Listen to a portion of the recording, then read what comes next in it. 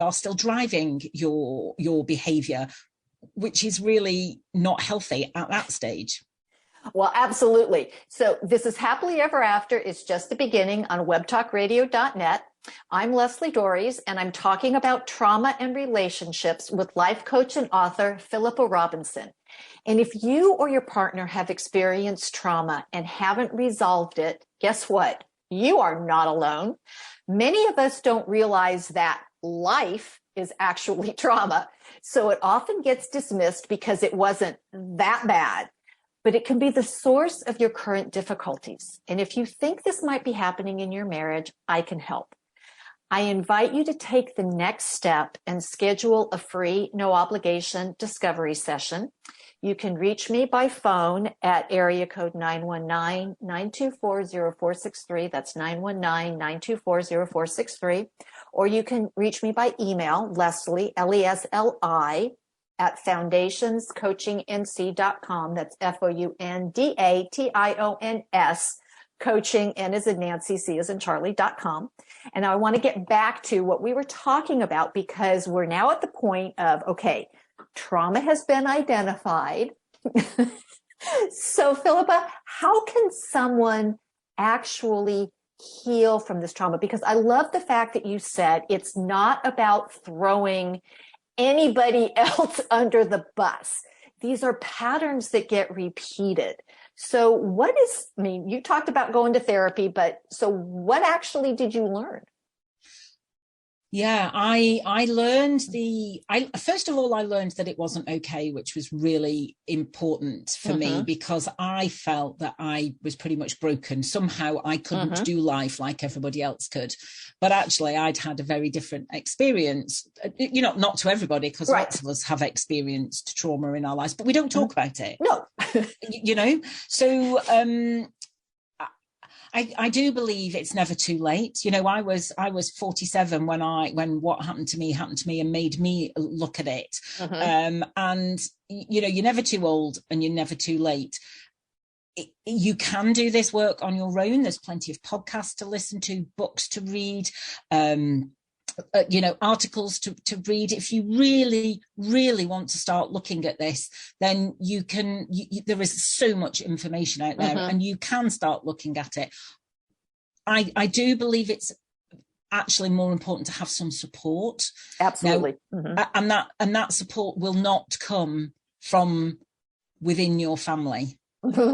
Because the people who were involved in the situation with you are not going to be able to see it independently and are going to find it very hard to see it from your point of view. So, maybe you have a really good friend who can listen to understand you rather than listen to respond. Not somebody who's going to try and fix it, but somebody who will listen. I'm a great believer in going, in finding a coach or a therapist or some other healer or somebody who you trust and you feel safe with, who you can talk about these things with. Talk therapy doesn't work for everybody. Some people want more of a somatic approach. So you are doing breath work, you're doing EMDR, EFT, there's lots of other things out there. But the thing is, most of us who've experienced trauma in our younger years have those feelings suppressed inside us, and we need to get them out. It doesn't mean we need to relive them. Because there are ways to release them without reliving them, without having to talk through them, because I think a lot of people are quite frightened about that. Oh, sure. But there are ways to release them. But you need to get that energy moving around your body and release those emotions in order to heal. But it absolutely is possible. My life is so different now than it was 5 years ago. And I love that you talk about that there's more than one way to do this. Oh, yeah. Because, and one of the things that it's really important, because you were talking about the big T trauma and little T trauma, which is the way people used to talk about trauma. And now we're moving away from that, because as you said, our bodies respond the same way. It doesn't matter and people compare traumas. It's like, well, my life wasn't that bad. I mean, and it's like, okay, we can acknowledge that, yes, it could have been worse. That doesn't mean that what happened was okay. The fact that my leg is, that only one of the bones in my lower leg is broken does not mean that it's not traumatic because I don't have a compound fracture with both of my bones sticking out of my skin. I mean, it's like... Absolutely. And there is a real tendency to minimize our experience. And also, you can have two people, for instance, in a car crash and have almost similar experiences, and one will get over it. One will experience less trauma than the other one, just for all manner of reasons, for what they saw, what they felt, how sensitive they are generally, all manner of things. But it's really important, I think, that we don't minimize our experiences, because by minimizing them, we are keeping them suppressed, and we're not going to move on from them. Well, and that's so incredibly important because, and especially when you talk about going back into the families, and especially because it's like, one, even we're not born into the same families. It's like, I have two older sisters. They knew life without me. I never knew life without them.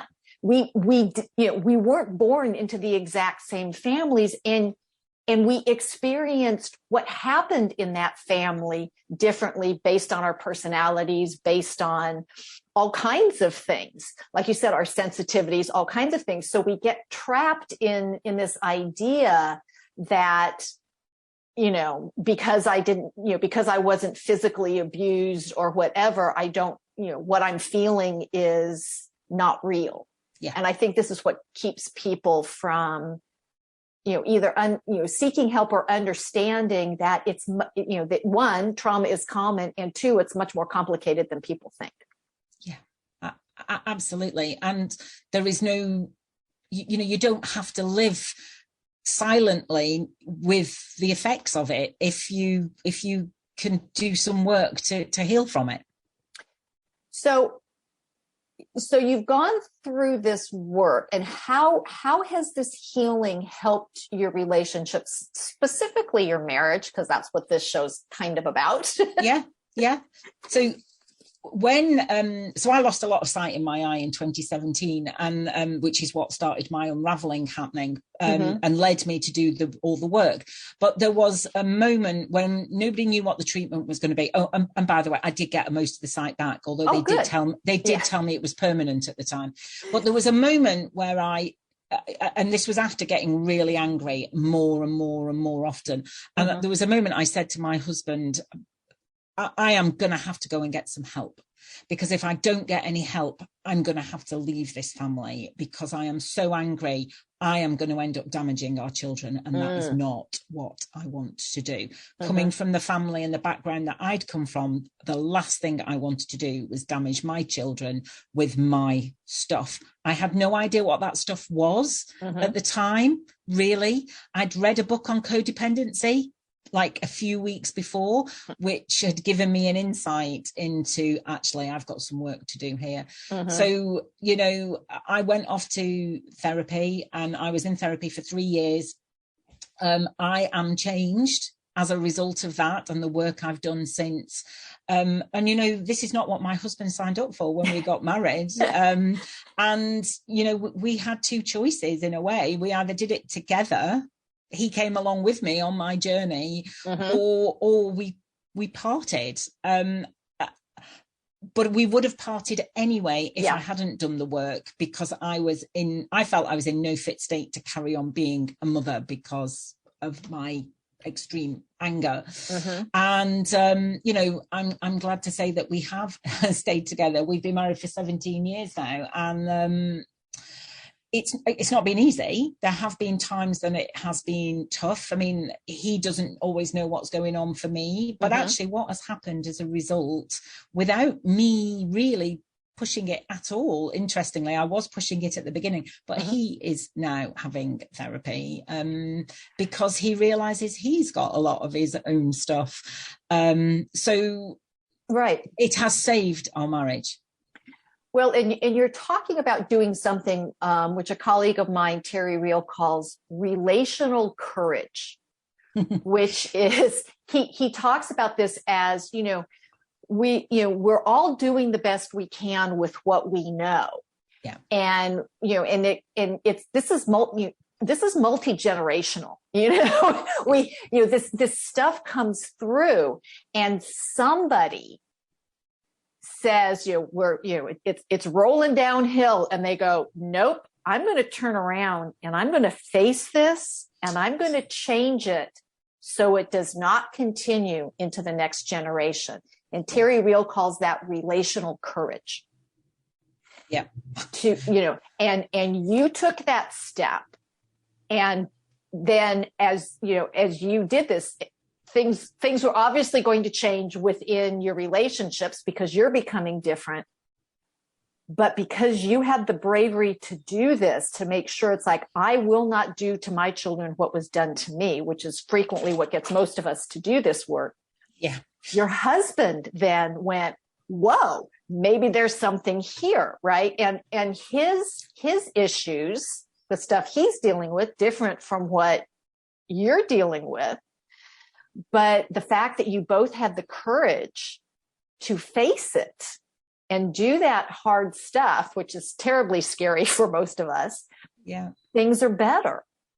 Things are so much better. We've got a way to go, because there's always more. There's always something. Once you start on this, you don't stop really. But I've become quite a nerd about the whole thing, really. Him not so yet, but no, you're right. I suppose it does take courage. I don't necessarily find that quite strange to say about myself, but it does take courage. And I'm the end of the line. The generational trauma for me goes through the women in the family, and my mum was an only child, and I'm the only daughter. So it ends with me. And I feel very I'm not quite honored, but I feel I want to do this. Yeah. I want to do this. I want to do it for me. I want to do it for my kids. I want to do it for future generations. But it does feel a little bit, that I'm doing it for all the ones who came before me as well, because it has to end. Right. And, and again, they didn't know. We all do what we're taught. I mean, and it's funny because, we talk about, this behavior has been modeled for us. Yeah. And, and we absorb it by osmosis. It's no, in our family, this is normal, right? Yeah. It doesn't mean it's healthy. It just means it's normal. Yeah. And when somebody says, no, it's not, and I don't want it to continue into the next generation, then, that means I'm going to be the one who stands up and says, no more. And, and it's hard. It's, they're probably, we don't want to go into this, most of us don't want to go into what I call it, the muck of how we got to where we are. And, in my viewpoint, and in many of my, colleagues' viewpoints, this is what, this is what marriage can do, is that, it brings these things to the forefront, and we have the choice as, okay, am I going to address this stuff, or am I just going to let it go? Yeah. And so I'm always so honored when I talk to people who are willing to go, nope, I'm going to do it differently. Not going to pass this on. Yeah. And the reality is that if I don't look at it now, and my marriage had ended, I'd be taking it into another relationship. It doesn't go away. And I think we can think it's the relationship that's wrong. Right. And I've done it with jobs. I've left jobs because I thought the job was wrong. But somehow that feeling that something's not right followed me until I understood that the feeling that there's something wrong is in me. So I'm not going to outrun myself, am I? So by stopping and looking at it, everything has improved. Right. Yeah. We're the one person we can't run away from, because wherever we go, we take ourselves with us. And it's so much easier to